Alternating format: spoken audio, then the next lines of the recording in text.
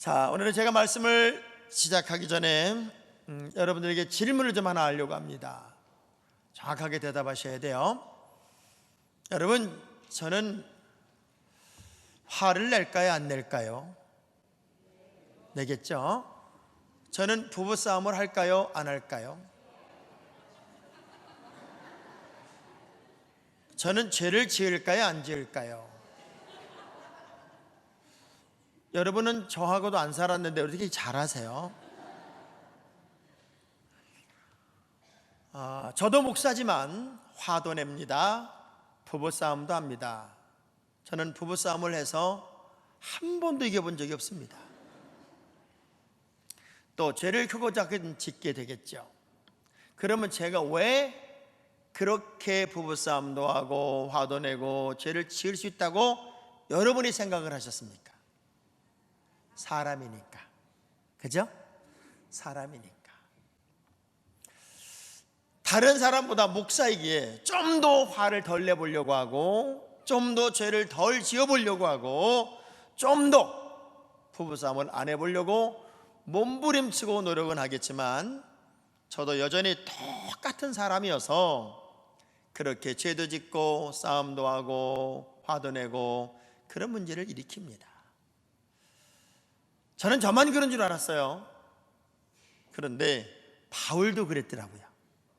바울도 내 속에 얼마나 분노하고 화가 나는 게 많은지, 내가 날마다 나를 쳐서 복종시키고 내가 죽지 않으면 이 상황이나 문제들을 뚫어나간다는 게 너무 어려웠던 것 같아요. 그래서 매일 죽고 매일 쳐서 복종시키는 그 훈련을 계속했던 사람이 바울이더란 말이에요. 세상에서 제일 무서운 사람이 누굴까요?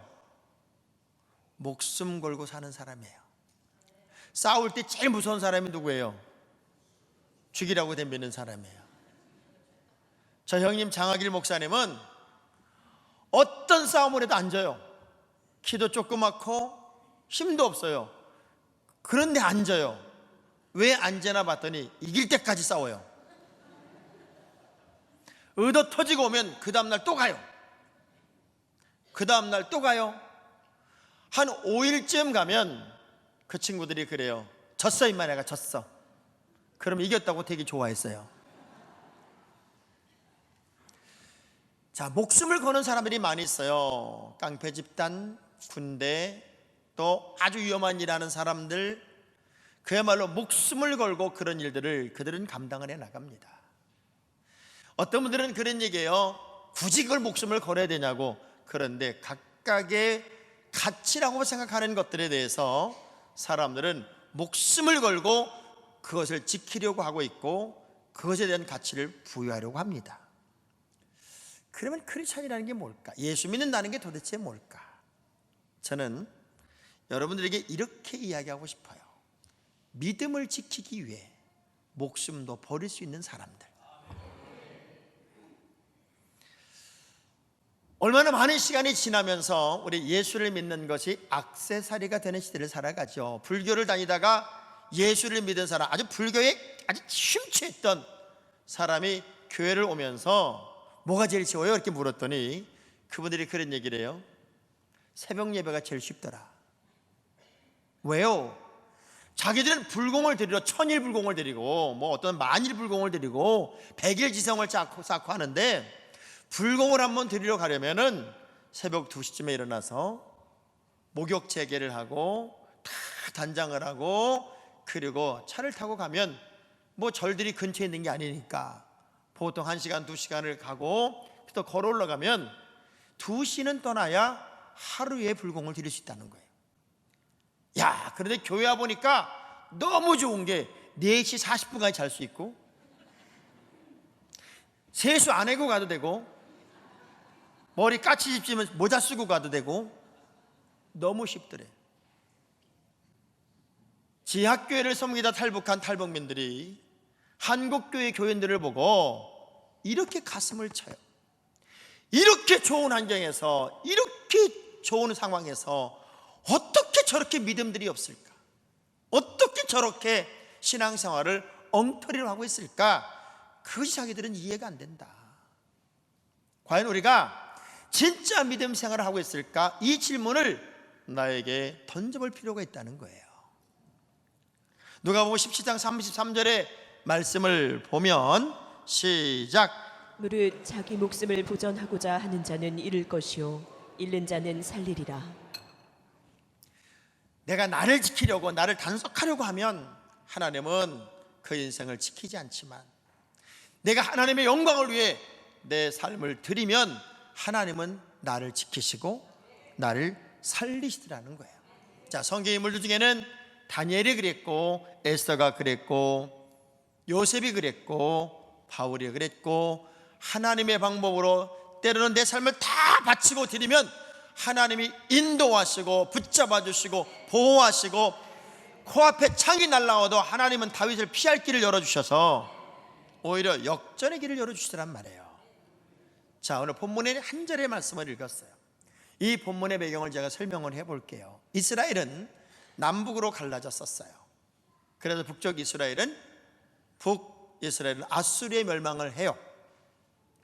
그리고 그로부터 150년이 더 지난 이후에 남쪽 유다도 전 세계를 제국하고 있던 바벨론이라고 하는 나라에 멸망을 하게 됩니다.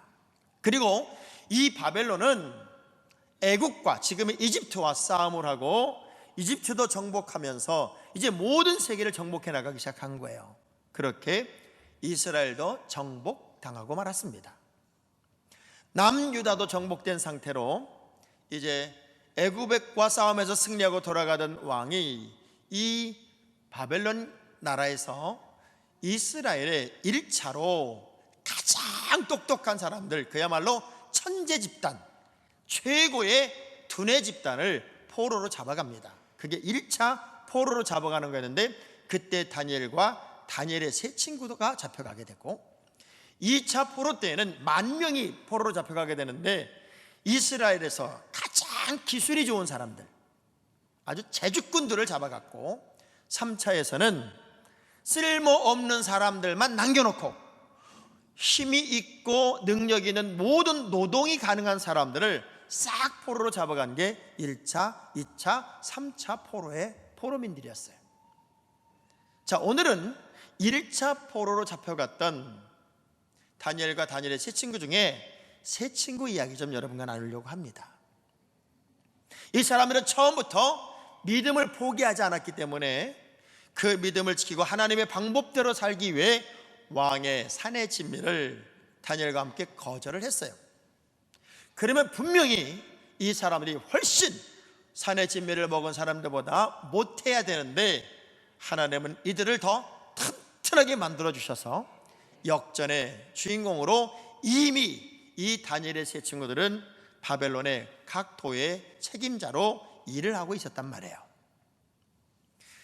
그러던 중에 이 느부갓네살 왕이 거대한 신상을 만들고 나팔을 불면 이 신상에게 다 절을 해야 된다라고 하는 어명을 내렸고, 그 어명에 모든 바벨론 백성들은 순종을 했어요. 근데 참 놀라운 거죠. 다니엘의 세 친구 사드락, 메삭, 아벳노고라고 하는 세 사람은 절대로 절을 안 해요. 내가 믿는 하나님 이외에 어떤 것에도 나는 경외를 표할 수가 없어. 절대로 절을 안 하는 거예요. 그래서 갈대아 사람들이 그것들을 보고 이 세 사람을 고발하게 됩니다. 왕에 대한 항명이요, 국가에 대한 저항, 그리고 이 사람들은 정복 국가의 포로들로서 어쩌면 왕에 대한 쿠데타를 꾸밀지도 모른다라고 하는 여러 가지를 뒤집어 씌웠겠죠. 그래서 이 세 사람은 왕에게 잡혀갔습니다. 그때 왕이 이렇게 얘기를 해요. 좋다, 지금이라도 나하고 약속을 해라. 너희들이 나팔을 불 때 지금이라도 그 신상 앞에 절한다면 나는 너희들을 살려줄 거야. 그리고 지난 시간의 모든 과거의 너희들의 이야기, 너희들의 행동에 대해서는 일체 묻지 않을 테니 지금 대답해라. 그때 이 세 명이 이런 얘기를 해요.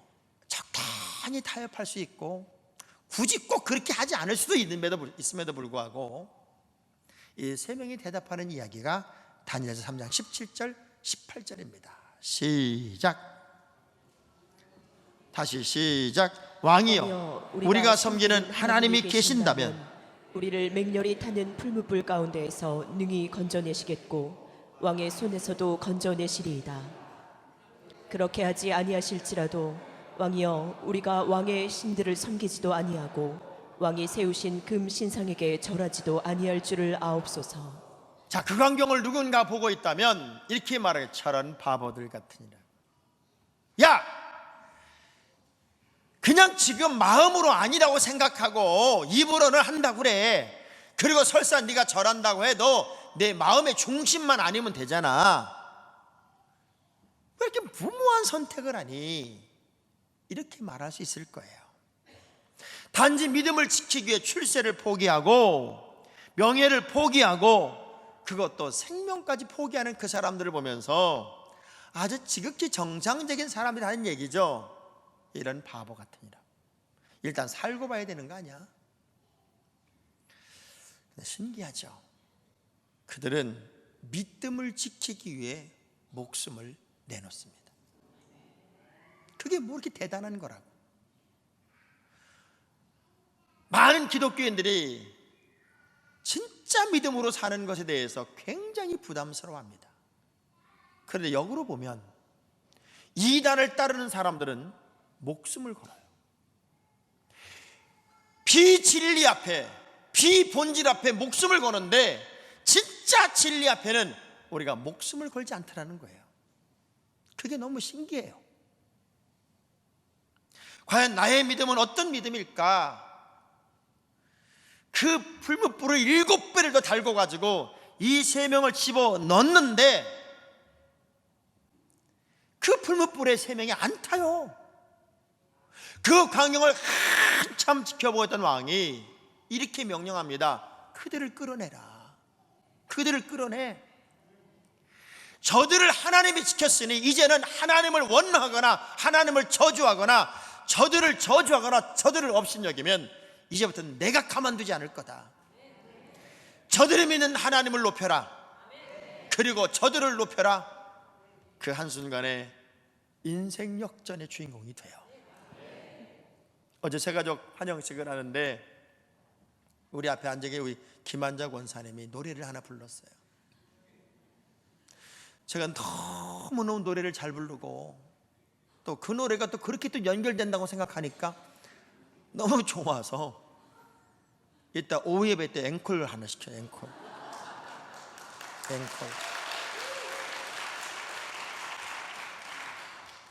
노래 제목이 뭐였냐면 내 나이가 어때서, 내 나이가 어때서였는데 얼마나, 여러분 이따 진짜 궁금하면 한번 와보세요. 이분은 진짜 이 노래를 부른 가수보다 내가 볼 땐 3배는 잘 부르는 것 같아요. 근데 예수 믿기 딱 좋은 나이인데, 딱 그래 내 나이가 어때서 예수 믿기 딱 좋은 나이인데 제가 아주 감동을 받았어요. 여러분 지금 현재를 여러분의 인생에서 예수 믿기 딱 좋은 환경, 예수 믿기 딱 좋은 나이, 예수 믿기 딱 좋은 상황이라고 여기고 하나님 앞에 진짜 믿음 하나 지키기 위해 목숨 걸어보는 도전이 한 번쯤은 필요하지 않겠습니까? 그러면 어떻게 하면 그게 가능하냐는 거예요. 방향의 문제예요. 방향. 따라합시다. 영적인 삶의 방향을 정하자. 사람이요, 누구 하나가 미워지기 시작하면 그 미움이 계속 커집니다.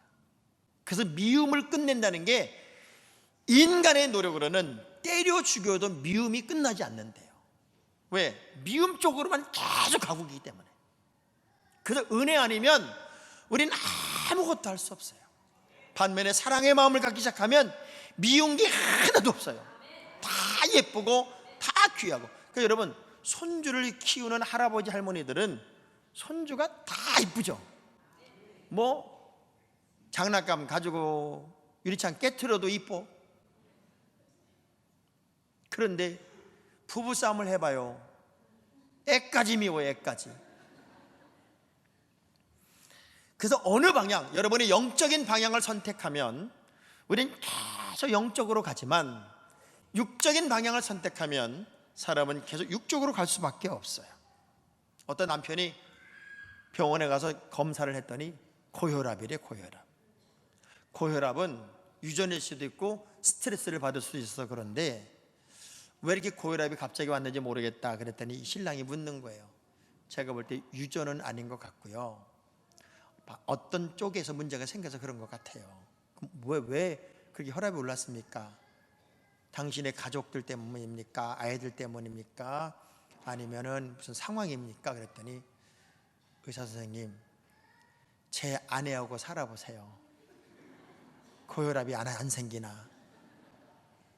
그게 부인을 계속 생각하면 혈압이 오른다고 생각하고 사니 거기에 무슨 행복이 있겠어요? 여러분, 어떤 아내가요, 결혼하고 남편이 사고로 다리를 절게 됐어요. 근데 그렇게 싫은 거야. 남편이 어디 가서 창피하고. 그 싸워할 때마다 이 병신 남편 그리고 그런 거야. 그 동네 사람들이 자꾸 이 여자가 우리 신랑은 병신이냐, 우리 신랑 이렇게 하고 다니니까 사람들이 이 여자한테 그러더래요. 저 병신하고 사는 부인, 이렇게 말하더래요. 너무 창피해서 그 동네 살 수가 없어서 다른 동네로 이사를 간 다음에는 남편에게 그렇게 말한 게 너무 미안해서 말을 바꿨대. 박사 남편 이렇게 말했더니 동네 사람들이 그러대. 박사 부인 그러더래.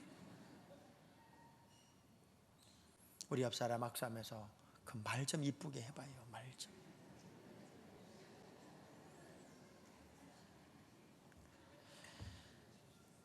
세 명의 친구들은 바벨론에서도 이미 인정받은 사람들입니다. 잘나고 똑똑한 사람들로서 왕이 직접적으로 돌보는 사람들이에요.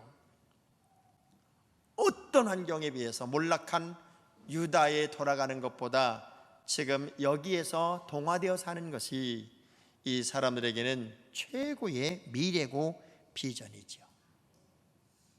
그런데 믿음 하나 지키기 위해 그 많은 유혹, 그리고 살 수 있는 길 포기해요. 그리고 믿음 지키겠다고 목숨을 내놓았어요. 그것도 3명 모두가. 얼마 전 EBS에서 3인의 법칙이라고 하는 그런 프로그램을 방영해 준 적이 있습니다. 많은 사람들이 지나다니는 횡단보도에 한 사람이 건너지 않고 하늘을 이렇게 쳐다본 거예요. 그러니까 지나간 사람이 툭툭 치고 가기도 하고, 도른 사람 아니요? 그렇게 갔는데 계속 쳐다보니까 어떤 사람이 그 사람 옆에 있더니 또 하늘을 쳐다보더래. 이렇게. 그래도 사람들은 관심을 갖지 않고 막 지나가는데 좀 이따 또 한 사람이 여기 뭐 있어요? 그리고 쳐다보더래. 3명이 나란히 서가지고 하늘을 쳐다보니까 그때는 횡단보도를 건너던 모든 사람들이 다 하늘을 쳐다보더래. 이걸 3인의 법칙이라고 그래. 3사람만 같은 마음으로 같은 방향을 쳐다보면 모든 사람이 그 방향을 쳐다보더라는 거예요. 저는 우리 성안교회에 이렇게 영적으로 건강한 방향을 쳐다보는 거룩한 3명이 곳곳에 있었으면 좋겠어요. 곳곳에. 그래서 모두가 그 영적인 방향을 쳐다보며 믿음 지키기 위해 어떤 유혹도 어떤 미혹도 당당히 넘을 수 있는 생명 걸고 믿음을 지키는 주인공들이 오늘 이 예배에 참여한 여러분들이었으면 좋겠습니다. 얼마나 단호했어요? 다니엘 3장 16절의 말씀을 보면 어느 정도로 단호하고 어느 정도로 분명하냐면, 시작.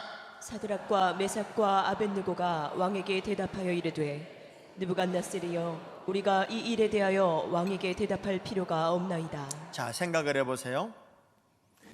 어떤 관리가 와서 야, 왕이 그러시는데 너네가 그냥 지금이라도 절한다고 얘기하면 살려주신댄다. 그러니 생각을 좀 바꿔라. 에이, 안 해! 이렇게 할 수 있어요. 직접 당사자가 왕이에요. 그것도 가장 강력한 권위와 권세를 가진 왕이 그 얘기를 딱 직접 하고 있어요. 거기다 대놓고 말할 필요가 없습니다. 그건 타협의 대상이 아닙니다. 죽겠습니다. 야, 무서운 사람들이에요. 살아가면서 여러분 주저하는 게 문제지, 딱 딱 결단을 내리면 사실은 편해요. 여쭤볼게요. 고양이가 쥐를 사랑할까요? 좋아할까요? 무지하게 좋아합니다. 요즘 고양이들은 또 정신이 나가서 좋아하지도 않더라고. 근데 고양이가 쥐를 좋아한다. 자, 좋아한다는 말이 다 좋은 말일까요? 성경에는 좋아하라는 말이 하나도 없습니다. 사람과 사람의 관계에서 좋아하라가 아니라 사랑하라고 되어 있어요. 좋아한다는 것은 다 조건입니다. 고양이가 쥐를 좋아하는 것은 먹으려고 좋아하는 거예요. 여러분이 교회 생활하면서 난 김지사 좋더라. 좋은 이유는 밥 잘 잤으니까 좋아하는, 밥 잘 사주니까. 그런데 좋아하라는 게 아니라 사랑하라는 게 조건 없이 미움까지도 문제까지도 덮을 수 있는 사랑의 관계가 되라는 거예요. 여러분은 우리 교회를 좋아하면 안 돼요. 교회를 사랑하셔야 돼요. 그래서 좋아하는 것과 사랑하는 것의 차이를 제가 한번 읽어볼게요. 좋아하는 사람의 이름은 수첩의 맨 앞에 적지만 사랑하는 사람의 이름은 가슴에 새긴다. 좋아하는 사람은 그에 대해 아는 것이 많은 사람이지만 사랑하는 사람은 그에 대하여 알고 싶은 것이 많은 사람이다. 그래서 언제나 그 사람을 생각하면 설레인다. 오늘 이 자리에 참여한 여러분들은 저를 이렇게 쳐다볼 때마다 설레죠. 알고 싶은 게 많죠. 어떻게 기분 나쁘게 아멘을 하세요? 그건 사랑한다는 증거예요. 좋아한다는 이 증거는 조건이 맞아야만 좋아하는 거예요. 그 조건이 틀어지면 바로 원수로 바뀌는 게 좋아했던 사람. 내가 저 사람을 얼마나 좋아했었는데, 내가 저 사람을 얼마나 좋아했었는데, 이렇게 말하는 사람들은 왼수가 졌다 그 얘기요. 사랑했다는 것은 그 미움마저도 덮어줄 수 있었다 그 얘기예요. 자, 그러니까 우리 성경에서 말하는 서로 사랑의 의미가 바로 그런 거니까 우리 이렇게 여러분 옆에 그분이 앉아 계신 게, 여러분이 앉아 계신 게 얼마나 가문의 영광이에요. 그러니까 이렇게 한번 인사합시다. 저는 진심으로 주 안에서 사랑합니다 하고 인사합니다.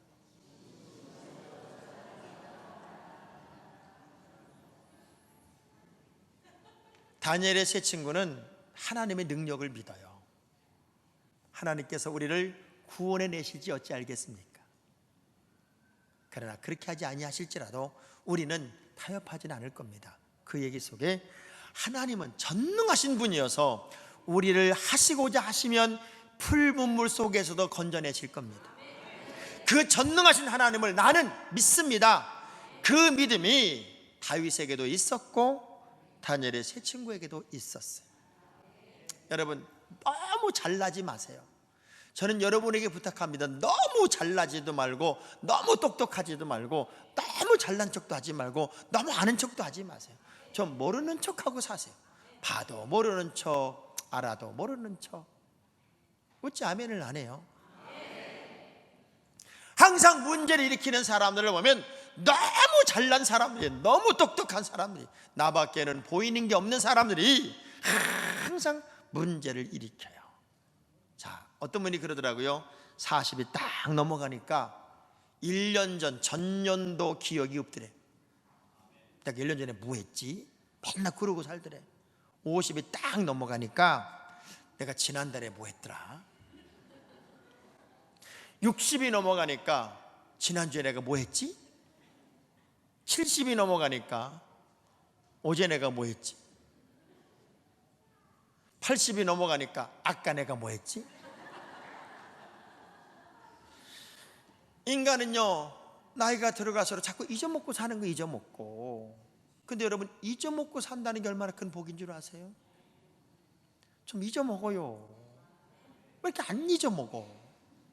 옆 사람한테 물어봐. 왜 이렇게 안 잊어먹어요? 나이를 헛먹으세요?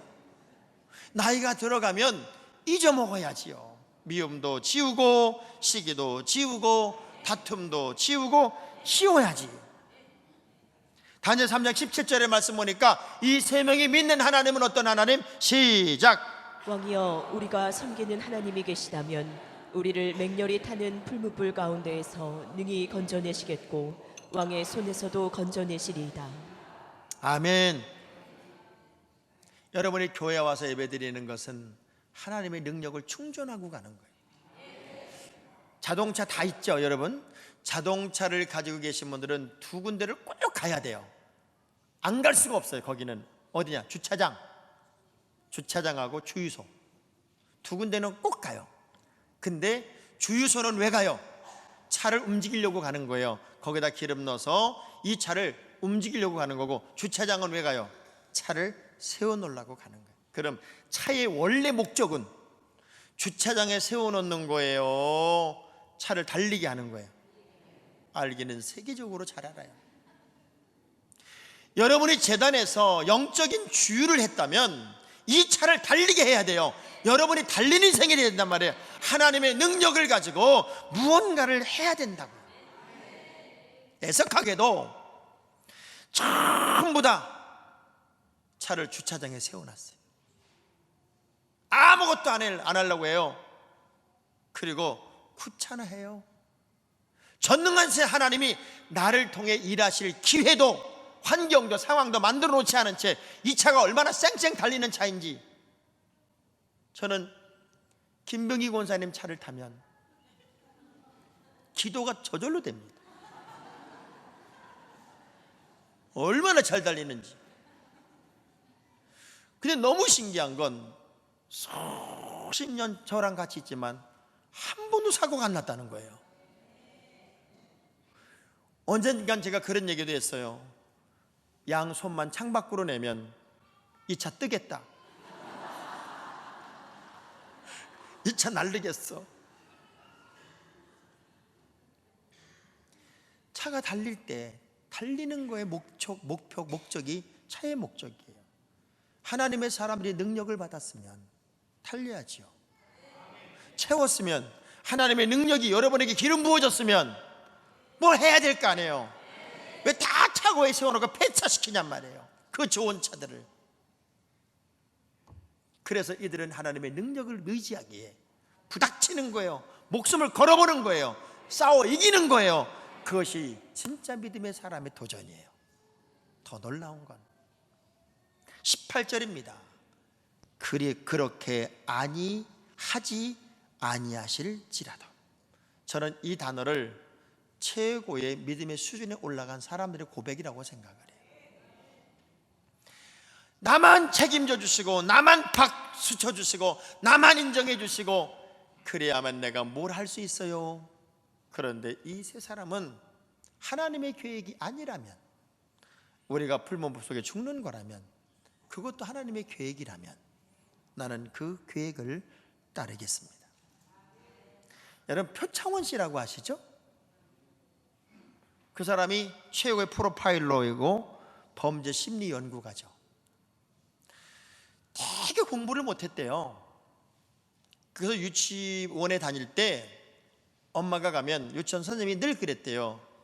얘는 너무 산만해서 단 1분 1초도 그냥 가만히 있질 않고 너무 산만해. 주의력이 너무 집중력이 없다고. 그럼 엄마가 그 소리를 들으면 얼마나 서운해요. 보통 엄마들은요, 그 소리를 들으면 집에 와서 애를 잡습니다. 잡어. 놈 새끼는 어떻게 하길래 너 엄마가 그런 소리를 듣게 하냐고 잡어요. 근데 신기하죠. 표창원 엄마는 이렇게 얘기한대요. 아들, 오늘 유치원 선생님 만났더니 내가 집중력이 많이 좋아졌다고 그러더라. 초등학교 때 선생님이 그러더래요. 얘는 좀 지능이 좀 모자라는 것 같다고. 근데 엄마는 그 소리를 들으면 얼마나 가슴이 아팠겠어요. 집에 와서 아들을 꼭 끌어안고 그랬대요. 아들아, 오늘 선생님 말 들으니까 노력하면 충분히 잘할 수 있단다. 노력하면 충분히 훌륭해질 수 있대. 중학교에 들어갔는데 인문계 고등학교를 가기가 어렵더라. 그러니까 엄마가 집에 와서 아들을 꼭 붙잡고 얘기를 했대요. 너 충분히 인문계 갈 수 있단다. 조금만 노력하면 된대. 이 표창원 씨가 그걸 늘 기억을 했어요. 우리 엄마는 나를 인정했고, 우리 엄마는 나를 기회를 줬고, 우리 엄마는 나를 칭찬하고 자기를 알았대요. 그런데 놀라운 건 그걸 알았던 이 철이 들은 이 사람이 열심히 공부해서 인문계를 들어갔고, 경찰대학을 들어갔고, 최고의 프로파일러가 되었고, 범죄심리 연구가가 되었고, 이제 국회의원까지 됐죠. 그래 사람에게 위로의 한마디, 지적하고 못한다고 그냥 쌓아나온 사자발톱을 하고 사람을 쳐다보는 거하고 따뜻한 위로의 말 한마디하고는 이게 달라요. 사람을 세우고 사람을 만드는 거예요. 우리 장하길 목사님이 인물이 된 것도 우리 아버지가 가출했다 돌아왔을 때 나쁜 놈이었거든요. 이 모든 책임이 이 아버지 책임이라고 그 아이를 끌어안고 기도하는 그 순간 그 한마디 기도가 지금의 장하길 목사를 만드는 걸 보면 하나님의 계획은 몰라요. 여러분이 하나님의 계획 속에 내 인생을 던지세요. 그리 아니하실지라도 하나님이 노한다 할지라도 나는 하나님의 방법으로 갈래요. 난 하나님의 기뻐하는 길로 갈래요. 그 길로 나는 가겠습니다. 어느 교회에서는요, 장로님 두 분이 교회 장지가 있었는데 장례를 치르고 오면서 싸움이 붙었어.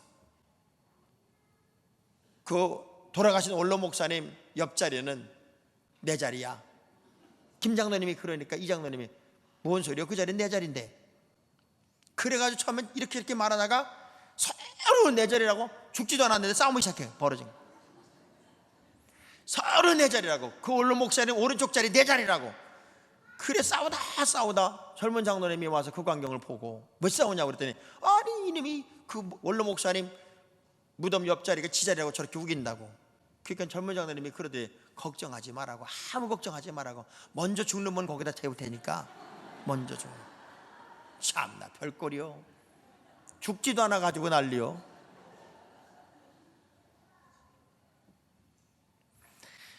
여러분 살아가는 모든 환경 속에서 하나님이 여러분에게 잘해줄 수도 있고 때론 고난을 줄 수도 있고 역경을 줄 수도 있겠지만 내가 믿는 내 하나님을 내가 내 목숨을 걸고 믿음을 지킬 수만 있다면 우리 하나님이 그 상황을 뒤집어서 역전의 주인공으로 만들지 않겠습니까? 어저께 세계로 금난교회 교사 세미나가 있어서 제가 잠깐 갔다가 주성민 목사님을 만났어요. 거기는 이제 개척 13년이 되었는데 한 5천 명이 모이고 그 중에 청년이 절반이에요. 한 2,500명이 청년이에요. 그래서 모든 청년들이 교회를 다 해요. 그리고 그 청년들이 커서 이제 어른이 되었는데 제일 어른이 35살 그런 사람들이에요. 진짜 믿음으로 성장한 청년들의 가슴에 예수가 분명하니까 사업을 키워도 그 청년들 예배당을 질 때 교회가 부도난다고 청년들 1,000명이 길거리 나가서 이것저것 팔아가지고 10억을 만들었어요. 그런 청년들이 성장해서 직장을 가고 회사를 만들었는데 제일 유명한 회사를 만든 사람이 나성민 집사라요. 나성민 장로라고 호칭 장로인데 38살에 그래서 40이 안 돼도 장로가 안 돼요. 그래서 이름으로만 장로라고 불러주는 거예요. 이번은 사닥다리라는 교회 건축회사를 세워서 굉장히 많은 교회들을 짓고 있고 가장 정직한 회사로 인정을 받고 있어요. 얼마 전에 결혼했고 오늘 전세방에 살아요. 엄청나게 큰 회사를 운영하는 회장이에요. 그런데 항상 목이 쉬어 있어요. 왜? 하도 많이 기도를 해서. 어제도 아침 일찍부터 와서 주차 안내를 다 해요. 큰 회사 회장님이. 지금까지 헌금을 40억을 했어요. 그리고 매년마다 기본이 3억 이상을 헌금을 해요. 그리고 자기는 전세방에 살아요. 물어요. 너 왜 그렇게 하니? 그때 이 목사님, 나성민 장로님이 이렇게 얘기를 해요. 목사님, 저는 이렇게 배웠어요. 내 인생을 하나님께 승부를 걸라고 배웠어요. 저는 이제 30살이 좀 넘었어요. 지금은 하나님 앞에 마음껏 투자할 시간이에요. 그리고 남북이 딱 통일되면 저는 200교회를 북한에 지을 것이고, 그 통일된 대한민국에서 하나님이 부어주시는 물권의 복을 받을 수 있겠지요. 지금은 제가 할 수 있는 투자의 기간인 걸로, 그것도 하나님 앞에 모든 사람이 존경을 해요. 그리고 대한민국 최고의 교회들을 세워나가고 있어요.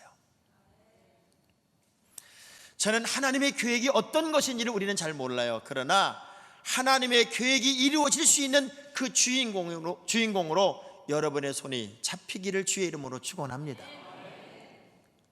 다니엘의 세 친구는 그 절망적 환경을 하나님이 뒤집어서 가장 높은 자로 세우고 가장 높이 있는 환경으로 만들어주시고, 그가 만난 하나님을 모든 백성들이 마음껏 칭송하고 송축할 수 있도록 하나님이 역전의 길로 만들어주더란 말이에요. 나 하나 때문에 하나님이 높여줄 수 있을까? 나 하나 때문에 주변의 모든 사람들이 하나님을 찬양할 수 있을까? 이 믿음이 여러분의 믿음이라면 하나님은 당연히 여러분을 책임지겠죠. 우리 주먹을 딱 짚시다. 나도 목숨 걸고 믿음을 지키겠습니다. 좀 떨면서 나도 목숨 걸고 끝까지 믿음을 지키겠습니다. 그 믿음의 주인공이 여러분이 될 수 있기를 주의 이름으로 축원합니다. 우리가 1분 1초 앞 내일을 알 수 있다면 여러분 방식대로 살아도 괜찮아요. 근데 우리는 1분 1초 앞을 모르잖아요. 여러분의 내일이 어떨지, 당장 이 교회 문을 나설 때 어떨지 모르잖아요. 그래서 우리는 하나님만 의지하고 가는 거예요. 하나님의 방법으로 가는 거예요. 하나님께 내 인생의 승부를 거는 거예요. 우리 함께 찬양하겠습니다.